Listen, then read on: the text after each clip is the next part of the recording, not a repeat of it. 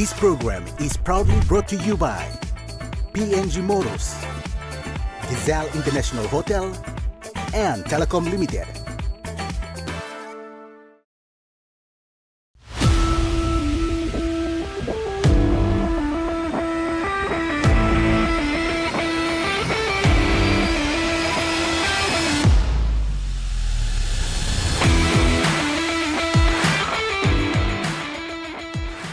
Good evening, PNG. This is Sports Scene, and I am your host, Jaylee Sapies. Thank you for joining me once more. Tonight, we bring to you a remarkable show showcasing some of our outstanding athletes, along with local and international sporting news. So let's see what's coming up tonight. We check out the POM 2024 Trukai Fun Run hosted last weekend. We take a look at the junior basketball camp hosted at the TAC, and we speak to Stanley the Headhunter Nandex about the kickboxing one-day showdown. But before that, let's check out our weekend scorelines. Now, starting with the NRL. On Thursday night, we had the Rabbitohs defeat the Eels 32 points to 16. Friday night, the Titans defeated the Sharks 20 points to 16, along with the Panthers defeating the Broncos 13 points to 6. On Saturday, the Tigers went down to the Storms 40 points to 28, the Bulldogs defeating the Warriors 30 points to 12, and the Sea Eagles beating the Cowboys 21 points to 10. And on Sunday, the Roosters defeated the Dragons 42 points to 12, and the Knights coming out on top, defeating the Raiders at 16 points to 12, with the Dolphins on bye. Now moving on to the Host Plus Cup, round 17, the Pride defeated the Capras 34 points to 6, the Carters defeated the Sea Eagles 20 points to 14, and the Blackhawks defeating Clydesdales 44 points to 12. And on Sunday, we had the Magpies come out on top, defeating the Seagulls 40 points to 10. Jets defeated the Falcons 12 points to 10. And our PNG Hunters boys defeating the Devils 20 points to 18. And finally, Dolphins beating the Tigers 40 points to 26, with the Bears on bye. But that's it for our scorelines. On to more local news now. Let's check out some quick recaps. With golf, the Salvation Army hosted its 6th edition of the Red Shield Ambrose Golf at the Royal Port Moresby Golf Club last week. This year's theme is Swing for Salvos and aims at raising funds for the Salvation Army. And on to Capital Rugby Union now. The Harlequins Port Moresby continued their winning streak last weekend when they beat the MBB Marlins 56 points to 16, claiming their 10th win in the Capital Rugby Union season. Now, still on rugby, but onto Rugby League, the PNG Hunters are celebrating their 7th win of the season after beating the North Devils over the weekend. This win moves the Hunters to 7th place on the ladder. But that's it for our recaps. It's time for a break now. After this, we check out the 2024 Trukai Fun Run. Stay with us.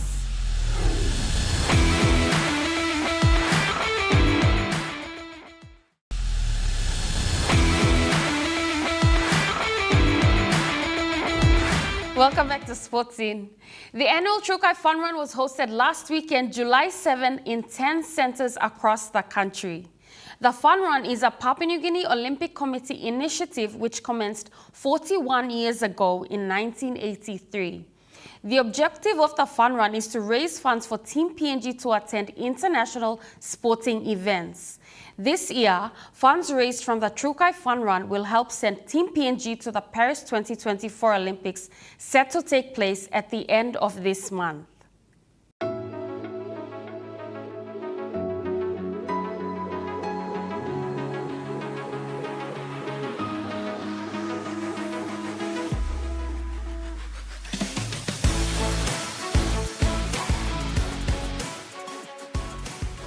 The Papua New Guinea Olympic Committee and Trukai Limited hosted the annual Trukai Fun Run on Sunday, July 7 across 10 centers in the country.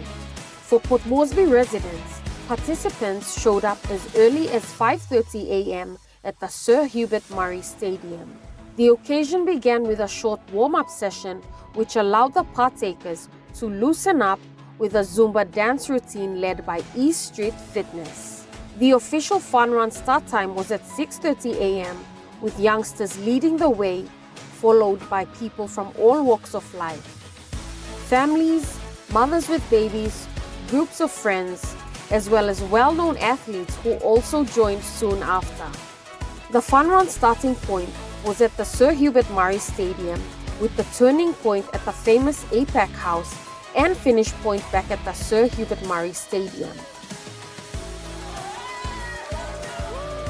Some ran this route while others jogged. Either way, all showed signs of extreme excitement, strength, and of course exhaustion when they reached the finish line.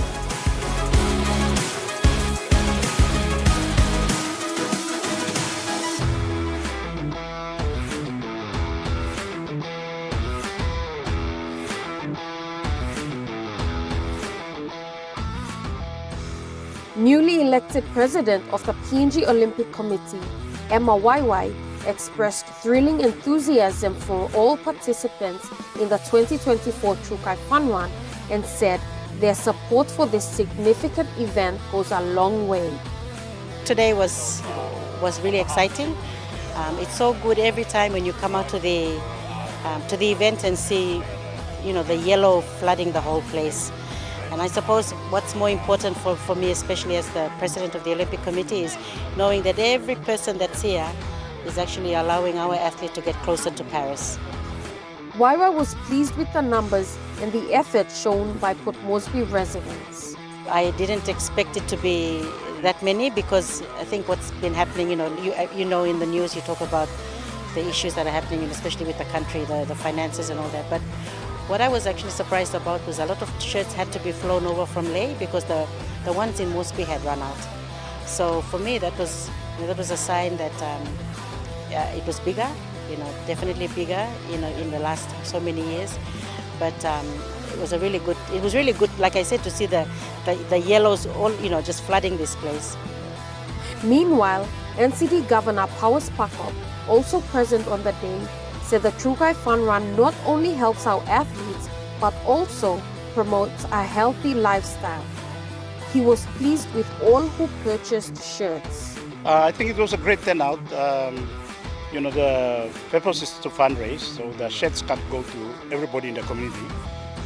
If it was free, I'm sure thousands of people will turn out. But otherwise, it shows a commitment on the part of corporates, government department. They bought the shirts, gave it to all their participants, especially their staff. So the size shows that the fundraising is successful. So we measure it in that way. It's a great turnout.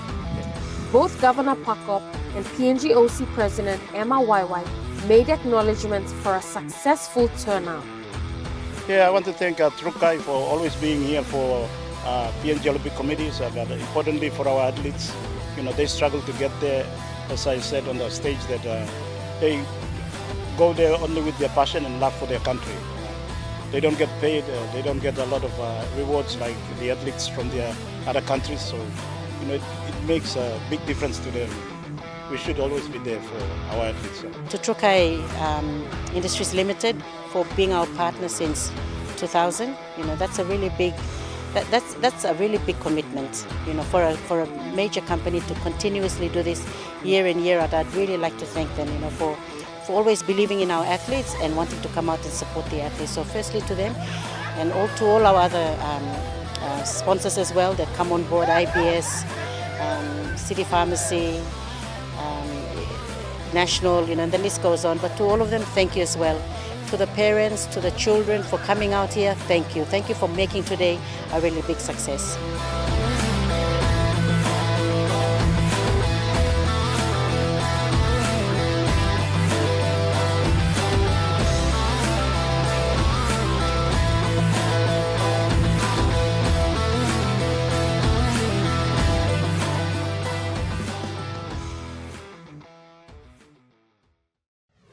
Now, a very good turnout there for POM residents especially. But now onto the sport of basketball. PNG Basketball elite Sibona Kala hosted a junior basketball camp in Port Moresby last week. This camp was aimed at teaching young children the fundamentals of basketball. Let's see how it went.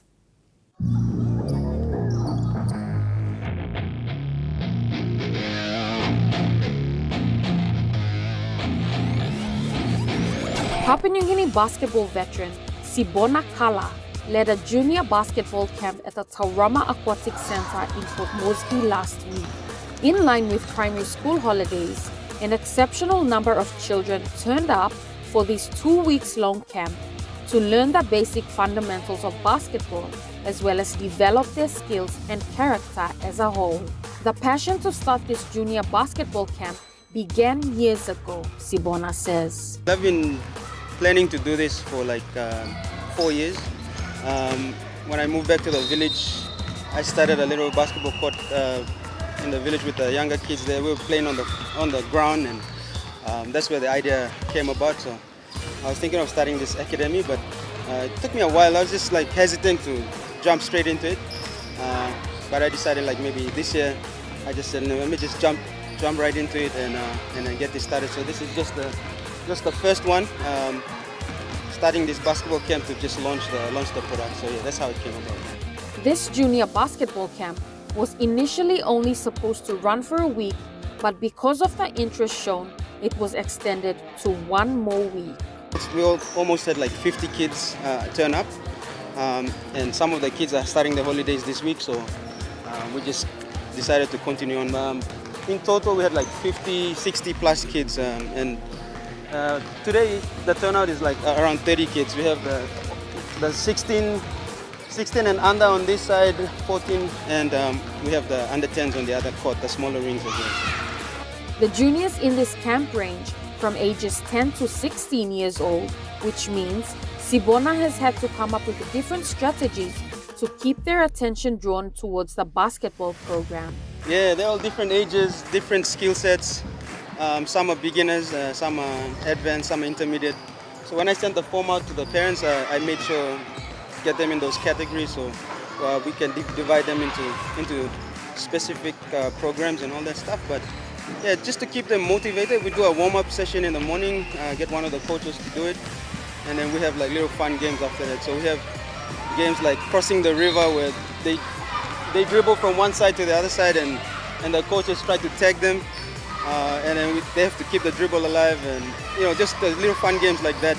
And I think that's the only thing that keeps them coming, and they're always looking for the next game. Like what are we going to play the next game? So we try to come up with like fun names like traffic light, crossing the river, sleeping giants. Like we come up with all sorts of fun names so that every day they come, they're like, okay, what's the next game?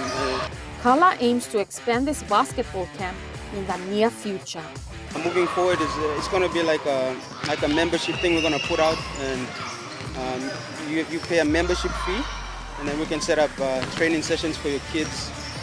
Not only for 10 to 16-year-olds, well, even though that's the main aim or main audience that we're after, but we're also looking at like elite players as well. Some of the PNG Reps boys, they're reaching out to me and saying like they want to have a one-on-one session. We can also set up stuff like that for them.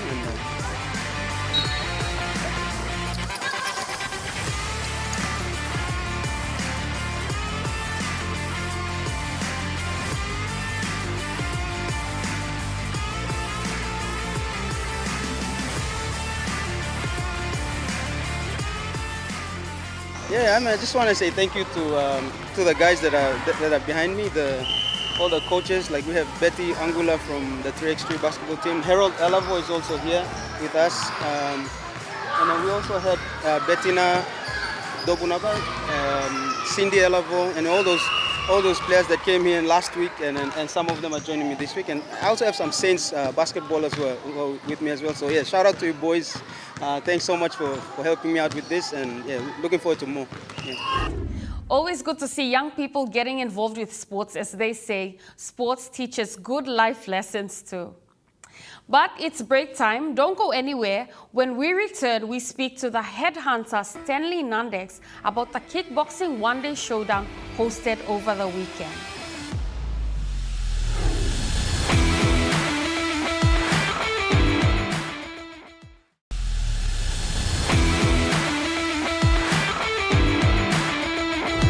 Welcome back. You're watching Sports Scene.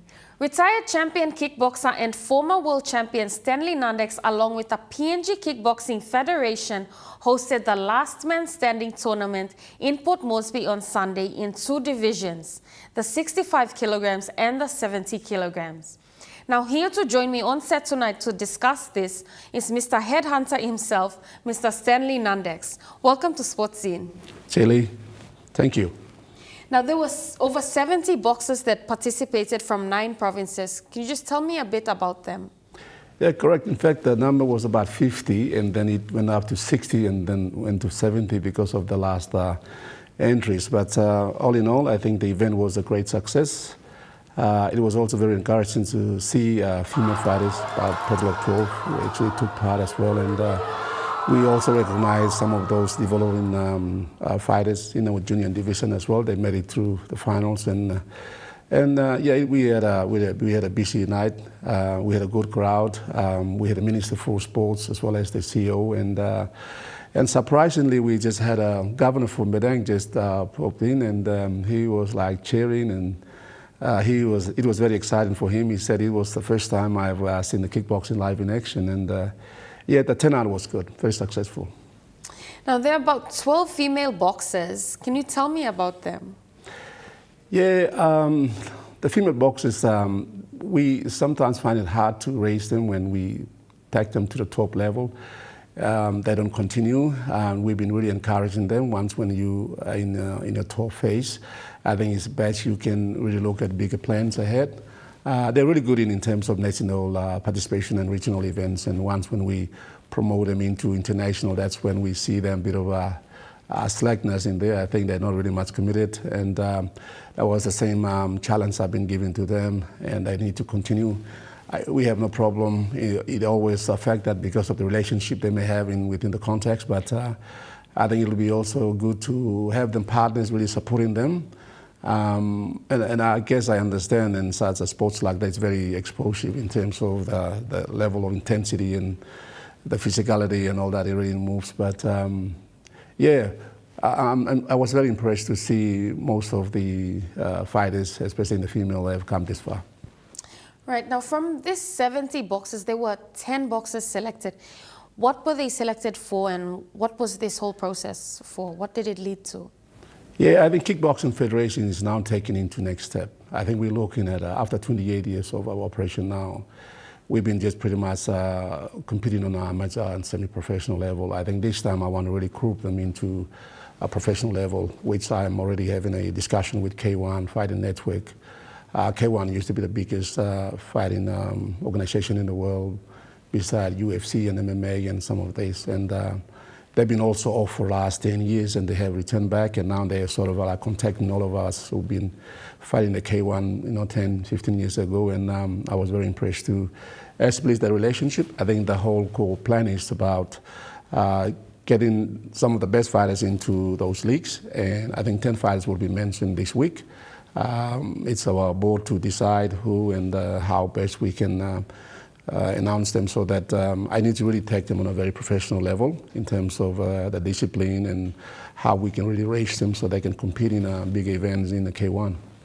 Now, I can see that you have big plans for kickboxing, but what's the biggest challenge for you? The biggest challenge for us is funding, I would say. I mean, we had a good turnout. We may raise, let's say, about 10,000, 11,000 on the event, but we have to pay for the cost, because we don't have major sponsors that actually comes and pay for our costs. We organize events and we pay our own costs again, and we sort of keeping our face in that level. We're not really moving ahead.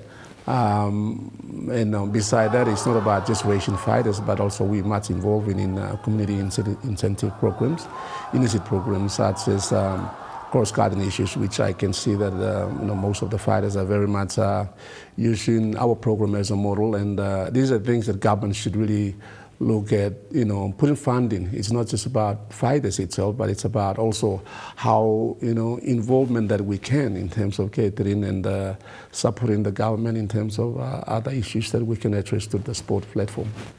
All right. Do you have any acknowledgements?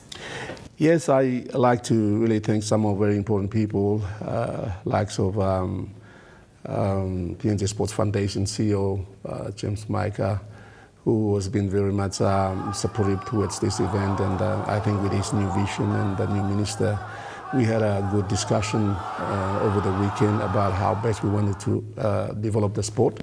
Also providing that a venue for fighters to really look at commercializing the sport itself.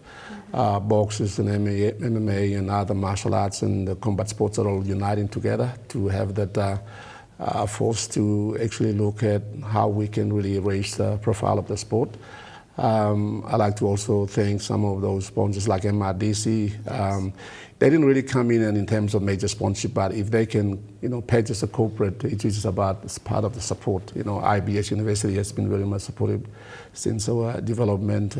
Just recently, we had Trophy House came on board with all the trophies and stuff, and also we had Pacific Corporate Security came on board, and Ultimate Security came on board as well, Ultimax, because we see also the linkage between the youths and the security companies that they provide, because it empowers them and also contribute in terms of employment and also raising them in terms of law and order, giving that kind of, we are linking very well. Yes. So they're very important people to our program, and thank you, SP Brewery. In fact, got some drinks for the VIVs too. Yeah. All right. Well, thank you very much for your time, and we wish you all the best with your selections this week. Thank you very much. All right, don't go anywhere. After the break, we'll be back to wrap things up.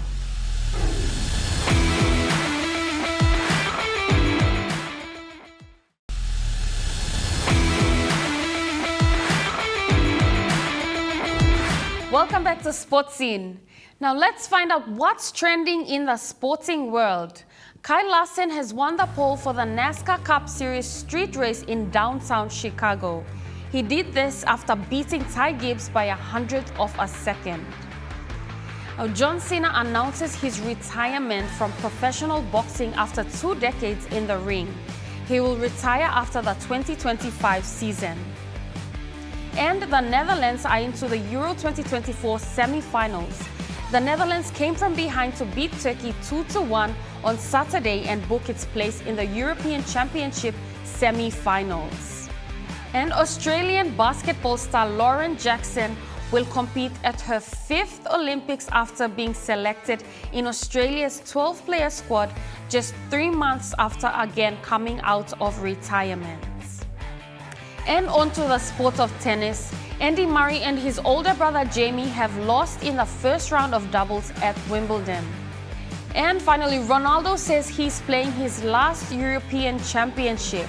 Cristiano Ronaldo has confirmed this year's European Championship will be the last of his career.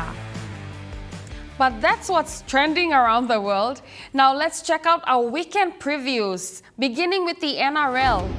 Tonight, as we speak, the Dolphins are playing against the Rabbitohs. Tomorrow night, Friday, we have Sharks against the West Tigers. On Saturday, we have the Titans against the Eels, Broncos against the Dragons. And on Sunday, we have the Sea Eagles versus the Knights. We'll have the Bulldogs, Cowboys, Panthers, Raiders, Roosters, Storms, and the Warriors all on bye. And moving on to the Host Plus Cup, round 18. Saturday, we'll see the Seagulls go against the Magpies, the Blackhawks against the Bears, and on Sunday we see our PNG Hunters boys against the Capras, Cutters against the Falcons, Tigers versus the Pride, Jets versus the Clydesdales, and Devils versus the Dolphins with the Seagulls on bye. But that's it for our weekend previews, so make sure to stay tuned. All right, before we go, if you have a sports-related story you'd like us to cover, please contact us on 312-9229, or you can Facebook us, email us, or drop by our office at Level 2 Garden City, Boroko, here in Port Moresby. But that's it for tonight's show. I thank you so much for your company tonight. I hope to see you again next week, same time, same place, right here on your number one to watch. It's good night from Sports Scene.